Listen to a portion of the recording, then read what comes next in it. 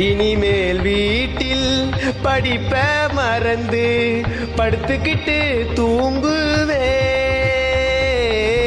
3 வேளையும் வெறுப்பு அடிச்சா இன்ஸ்டாகிராம் நோண்டுவே.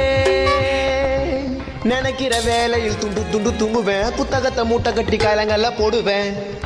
மூளைக்கு வீட்டுக்குள்ளே சுத்துவேன். ரூமுக்குள்ள கதவு சாத்தி அவுத்து போட்டு ஆடுவேன். புக்ஸுகளும் நோட்டுகளும் மறந்திடுமே. மறுபடி படிக்க சொன்னா இறந்திடுவேன். தமிழகத்தில் கொரோனா பரவலை கட்டுப்படுத்தும் வகையில் கூடுதல் கட்டுப்பாடுகளுடன் கூடிய ஊரடங்கு ஜனவரி 31ஆம் தேதி வரை பள்ளிகளுக்கும் கல்லூரிகளுக்கும் விடுமுறை நீட்டிக்கப்பட்டுள்ளது. இதுதானா